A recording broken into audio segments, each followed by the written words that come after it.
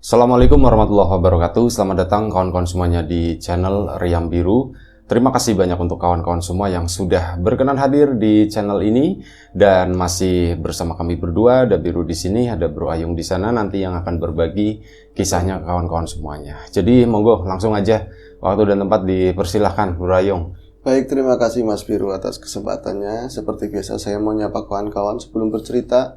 Assalamualaikum warahmatullahi wabarakatuh. Bismillahirrahmanirrahim. Apa kabar kawan-kawan ngobor semua? Semoga semua dalam keadaan baik, sehat dan selalu bahagia tentunya, kapanpun dan dimanapun saatnya. Amin. Kembali kita ketemu di ngobor. Ada Mas Biru, ada saya. Tadi nyebutnya Riam Biru. Oh salah ya, mohon maaf. Tadi habis kita Riam Biru. Iya, soalnya belum ada 15 menit ya Bro Ayung. Maaf, salah. Oke. Sorry. Cerita ya, Mas Biru. Monggo. Ini ada cerita dari Mbak Irma di Semarang.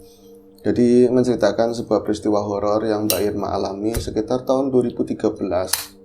Jadi Mbak Irma itu menikah sama orang Semarang, tepatnya di Gunung Pati lah, pedesaannya tapi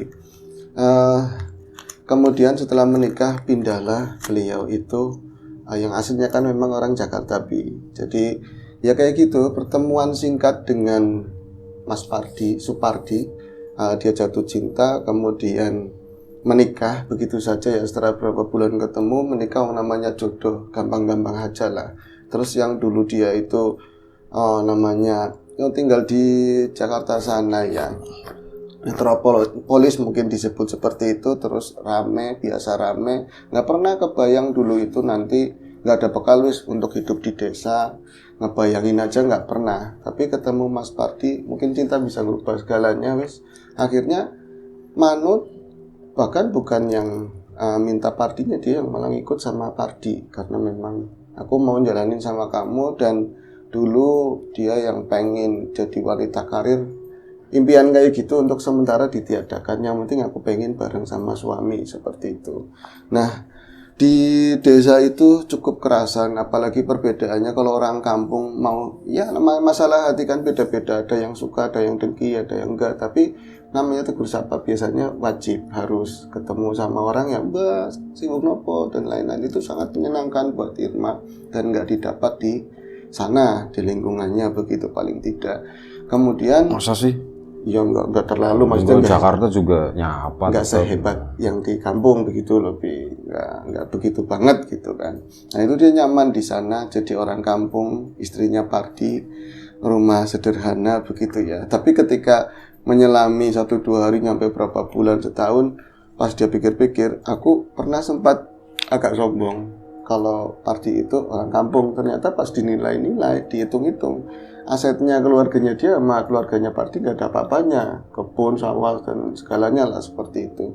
Nah, Irma kemudian tadi ya beranak pinak punya anak kemudian punya anak, dan untuk hari-hari mengisi kegiatan dia juga nggak pengen stuck begitu saja jadi ibu rumah tangga. Ada anak-anak kecil di kampung, jadi kayak bikin semacam, bukan mulang ngaji ya, tapi arena pendidikan buat bocah begitu loh, sembari ngomong anaknya sendiri.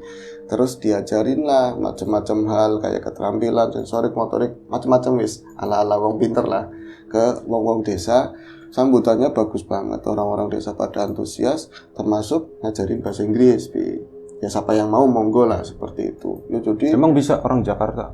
Orang Jakarta jarang bahasanya bisa Jakarta ya. Dong dulu gue ya, iya. Ya bisa bahasa Inggris waktu diceritanya, aslinya sih nggak tahu bisa ya, maksudnya ya. Kan orang Jakarta ngajarinya bahasa Jakarta orang Inggris ngajarinya bahasa Inggris. Jakarta nggak adanya bahasa Betawi. Iya, lo gue ya. Nah kemudian ya kayak gitu, seneng kan, apalagi Mas Pardi ternyata orang tuanya juga ya terpandang di kampung lah sebagai ketua desa dan lain-lain. Akhirnya kayak semua sudah klop, sempurna lah. Nah kemudian ada yang hubungannya sama hal-hal yang kadang-kadang aneh buat Mbak Irma. Dia tuh punya tetangga, aki-aki udah tua banget, rumahnya agak di belakang sana ya. Hidupnya paling sama cucu. Sorry tak putus. Iya. Tak potong maksudnya. Iya. Di Jakarta itu gue itu bahasa mana sih sebenarnya? Kan aye. gue Kan kayak bahasa Betawi kan aye. Ini punya aye bang, gitu kan. gue kayak Lu sih iya, lu. Cuman kalau gue itu nggak tahu dari mana. gue dari kata apa pertamanya ya pengembangan mungkin. Tuh bahasa pergaulan yang Soalnya di Betawi kan sama kan, gak ada strata kan. nggak ada. Aye, lu aja gitu kan. Nggak kalau kayak di sini ada jenengan, panjenengan, macam-macam. Di sana kan Ya mungkin nanti ada teman-teman yang bisa menjelaskan. Silakan. Kalau penting begitu ya. Lanjut ke cerita ya, Bi. Langsung Di belakang itu ada kakek-kakek udah tua banget, sering bertelanjang baju, wajahnya adem. Menurut Mbak Irma, dia itu sering ngasih oleh-oleh dari kebun. Ada singkongnya bawa, walaupun cucunya nggak sekolah atau ya belajar di situ, cucunya udah gede, udah bujang. Ini bu, ngomongnya bu guru, ngomongnya.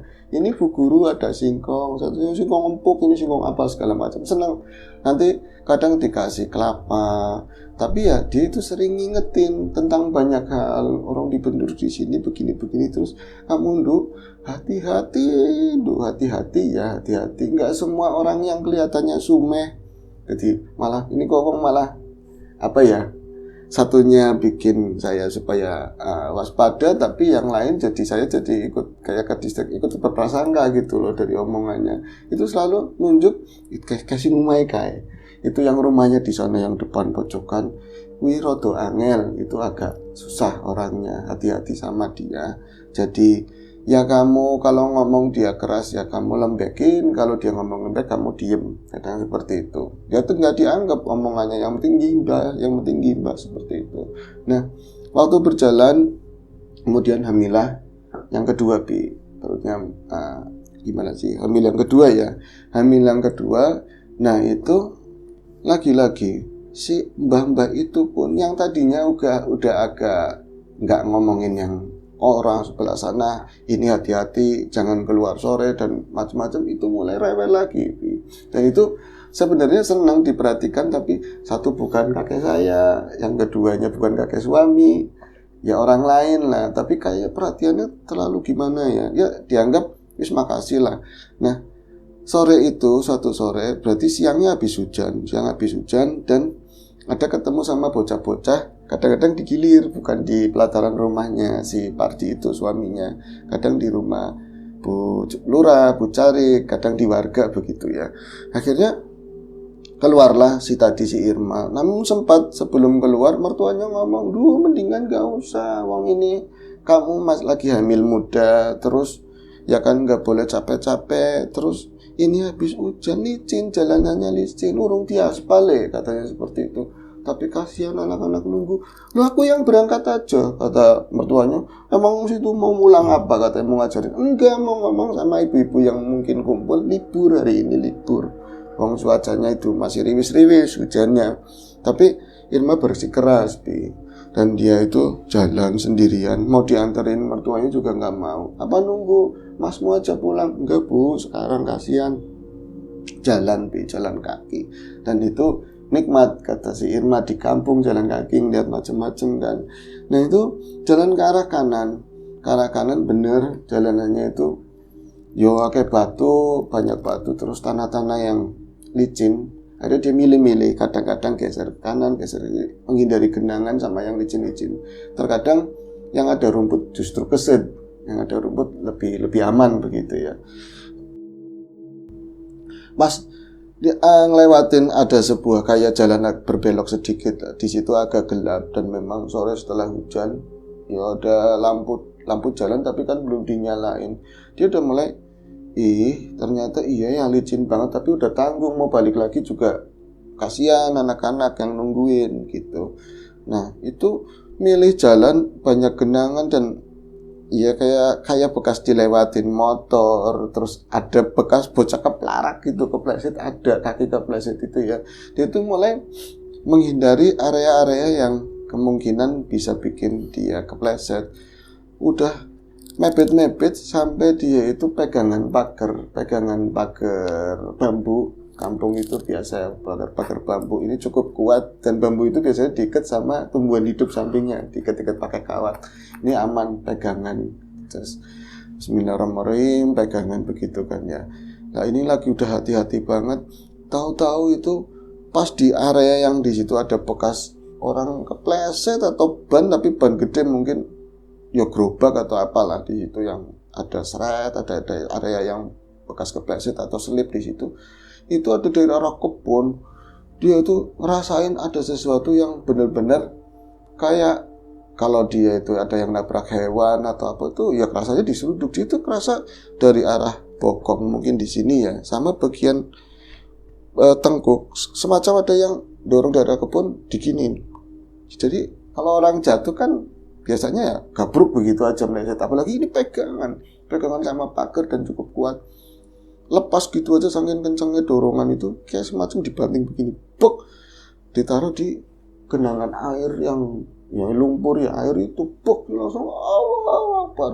Itu semua tetangga ya apa bu guru itu jatuh di situ, bu guru jatuh. Nah, tetangga-tangga itu pada datang, termasuk aki-aki yang biasa ngomong hati-hati. Itu ngomongin mertuanya, tapi ya wong lagi isinya, lagi ada isinya, masih muda begini kan pendarahan, akhirnya pendarahan. Nah, itu nantinya begitu ya kuburan.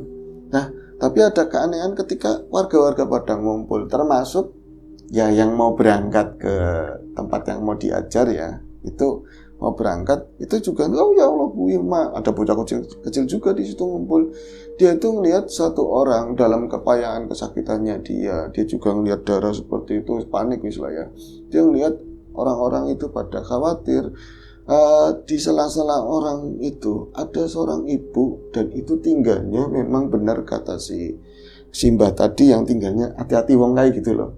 Itu dia itu nggak ada muka khawatir atau melas gitu, nggak ada, justru kayak senyum aneh, senyum yang menyiratkan keanehan lah, kayak semacam tiba kan, semacam kayak gitu. Nah tadi yang junjung aku siapa, mau ngomong ke orang-orang takutnya lebay, takutnya mengada-ada.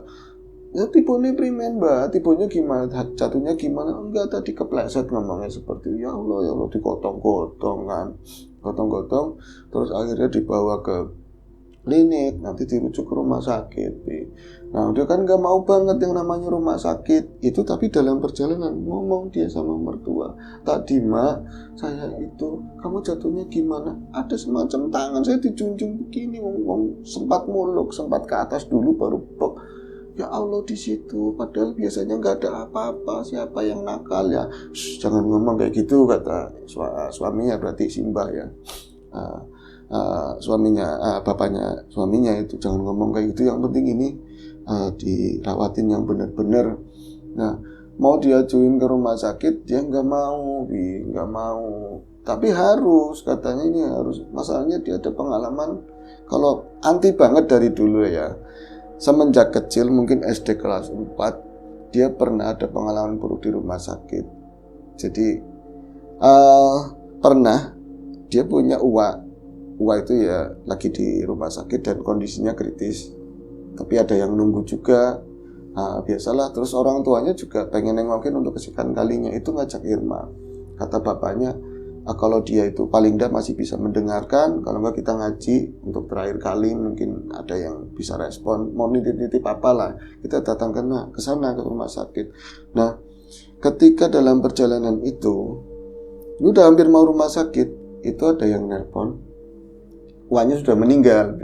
Nah kemudian kan terlanjur udah masuk rumah sakit, ini mau ke arah ruangan uaknya. Nah itu papasan sama dokter apa perawat ya yang bawa mayit. Kalau sekarang kan biasanya ada semacam ini ya, kayak lori yang ada tutupnya dari stainless atau apa. Kalau dulu kan banyak kan cuman di pakai ini kain, kadang-kadang kain selimut yang di rumah sakit.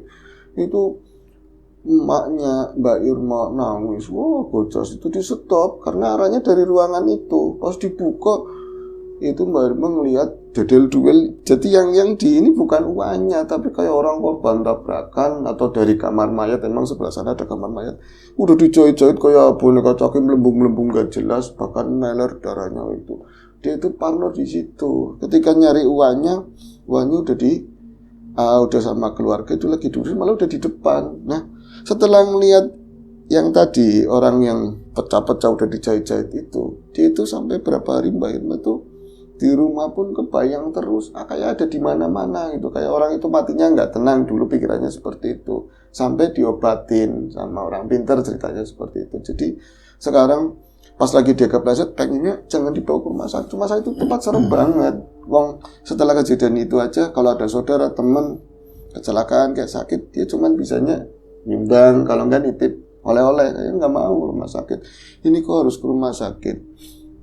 Nah, singkat cerita, nggak bisa menolak karena kejadiannya seperti itu, dibawa ke rumah sakit dan keguguran, apa ya istilahnya, harus dikira dibersihin rahimnya.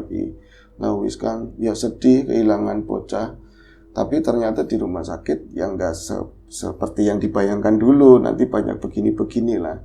Kemudian jalani aktivitas seperti biasa di kampung, dengan ngajar, dengan ya tadi sama bergelut sama bocah-bocah kecil, tapi ada perubahan fisik, dia itu semakin sering lelah. Terus orang-orang bilang, kok Bu Guru sekarang kurus, ngomong begitu, padahal dia bukan guru. Nah terus dia sendiri sering jatuh sakit, kadang panas dan kadang rasa sakit di bagian ini rahim lah, seperti itu, di perut, bagian pegangannya perut.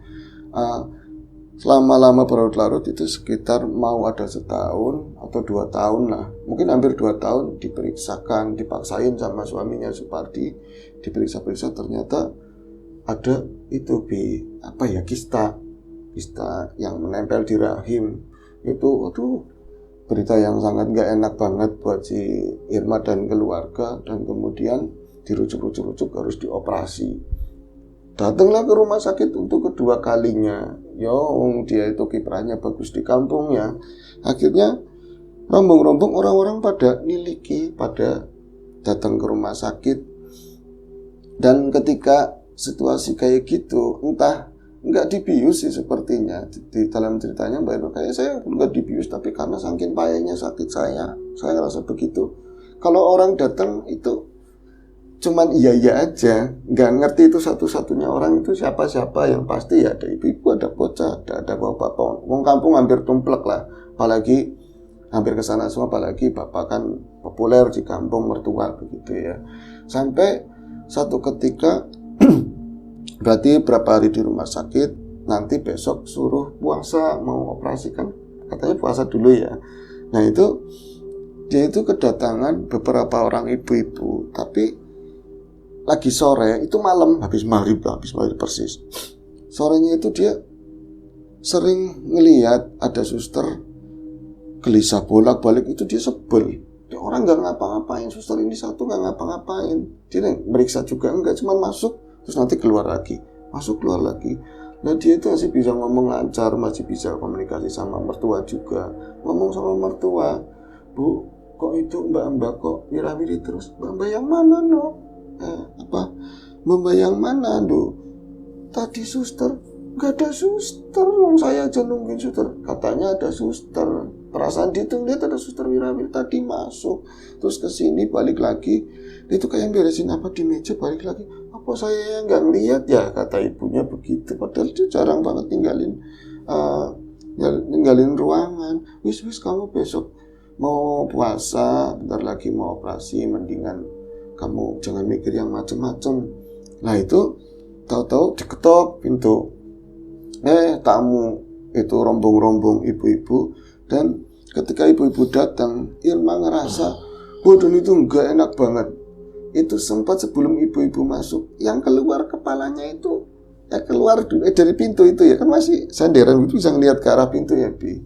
Itu suster yang wira-wiri itu. Sebelum ibu-ibu, kok suster ini masuk, dia kayak macam ini suster kayak nggak beres begitu loh.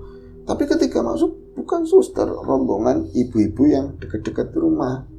Nah itu termasuk salah satu orang yang mesem lagi jatuh itu loh, yang mesem kayak nggak seneng, mesem seneng dia jatuh, tapi dia udah meniadakan yang itu, udah dia lupakan. Apalagi ini ke rumah sakit yang kedua. Nah ketika mereka itu mulai masuk, terus kan mipil, ada yang jangan semua, ganti-gantian, bawa macam-macam lah ya. Ini saya mas mengalami keanehan apakah ini ilusi atau apa ya, saya padahal belum dibius, sakit juga itu agak mendingan sebenarnya. Tapi yang datang masuk itu misalnya ibu-ibu ya, tadi saya lihat cantik, wong ibu-ibu kampung kalau mau ke rumah sakit kan dandan kayak pengajian, ya pakai kudung, ya pakai hijab, dandanan terbaik. Pas di samping saya, ya Allah, ada yang mukanya hitam banget, masa muka hitam semua kayak dulu itu ada film Dakocan katanya begitu, Dakocan kan mulutnya doang ya gitu ya, terus mulut sama mata mungkin ya Dakocan, kayak gitu kayak Dakocan. Saya mau jerit tapi ini iya apa enggak sih, malah megang-megang tangannya juga hitam mas, tangannya hitam, megang kamu anu yang lus-lus begini, jijik pengennya sana-sana, tapi saya ini mungkin salah lihat begitu ya, dia keluar geser satunya lagi, itu yang benar-benar mukanya kayak orang asli hari-hari kayak gitu loh. Paling kadang bahkan ada yang dia di sana itu gelopot, nini yang udah keriput malah cantik, di situ saya lihatnya malah cantik dia itu. Nah geser 1, 2, 3, ada yang mukanya itu, ini saya ceritain semua ya mas, beberapa orang yang datang itu hampir mau 6 apa 7 orang lah. Itu yang paling saya geli, datang ke situ ke samping saya bawa anak kecil yang digendong. Ya ini digendong padahal itu bocah kayak semacam bocah-bocah keterlambatan mental atau apalah ya. Udah gede tapi masih gendong. Jadi ibu-ibunya lah kayak hari-hari itu ceritanya wong sugi lah, di kampung wong sugi, cantik banget. Di situ masa mukanya hampir maaf kayak simpanse, kayak monyet persis banget. Bahkan mulutnya itu maju ke depan, terus ini ada ginjunya kayak monyet dandan seperti itu. Terus matanya pelirik kayak dia itu kayak nengok ke kiri kanan gitu, nggak tenang. Tapi mulutnya sih nggak, cuman mangap-mangap sedikit, tapi ngomong kamu yang sabar, cepat sembuh apa. Tapi persis kayak gitu. Dan tangannya maju nggak ada bulunya. Yang digendong apa mbak? Yang digendong ya monyet cilik, katanya monyet kecil itu bener-bener buka jilbabnya emaknya, kayak nyari kutu begitu, lebih kayak nyari kutu. Aduh aku kenapa wah begini, sampai ngomong ma. Nah itu iya, emaknya di luar, emaknya di rumah, mertua kami di luar.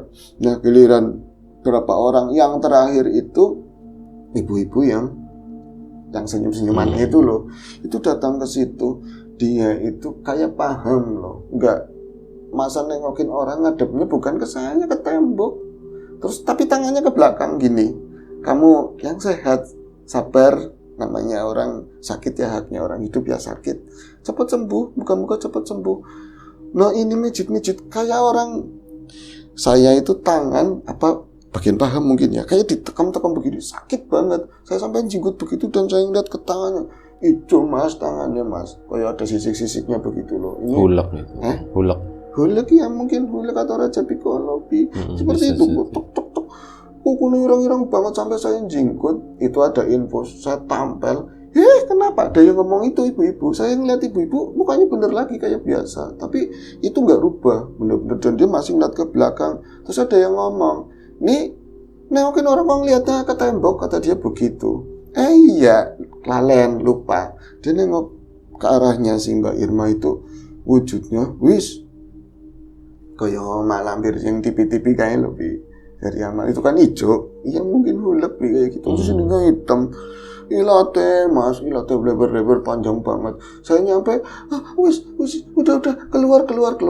Tapi nggak ada yang tersinggung sih, kayak semacam memaklumi ini kondisinya udah capek atau apa. Nah itu datang mertuanya, mas ini yang bikin saya itu sedih. Mertua saya yang biasanya mukanya biasa, pas masuk mukanya juga hitam katanya, cuman nggak separah kayak yang pertama kayak Dakocan. Dia itu banyak garis-garis begitulah.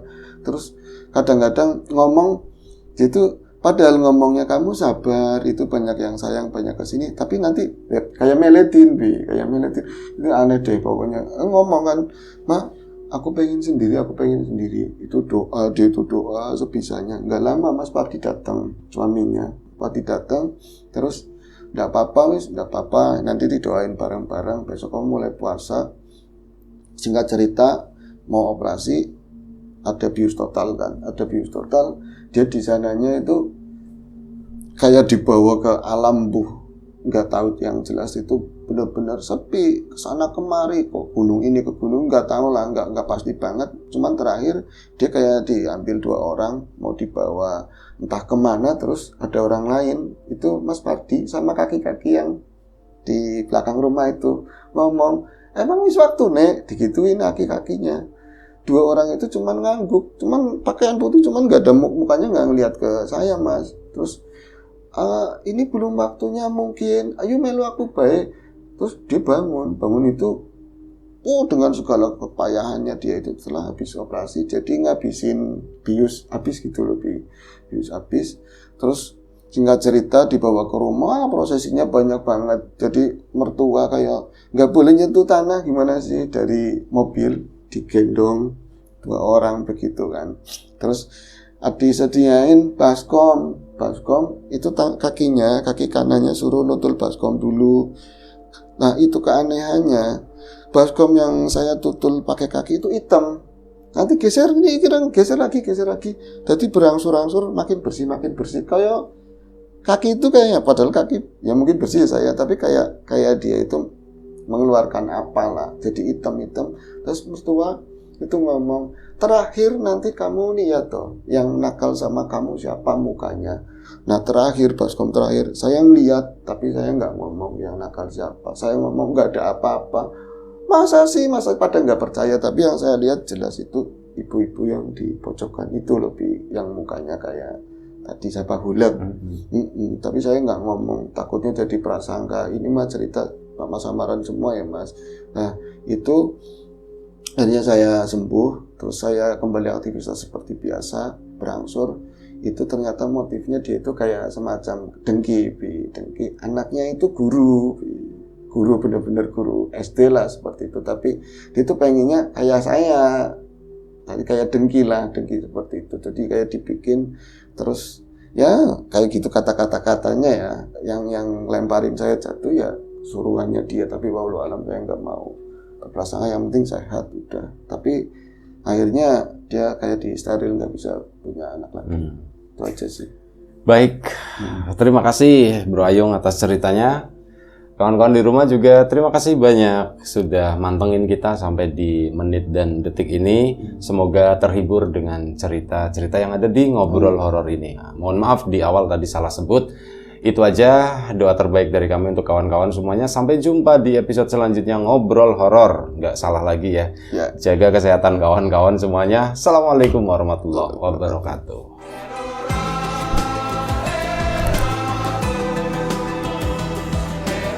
Ya, apa sih itu?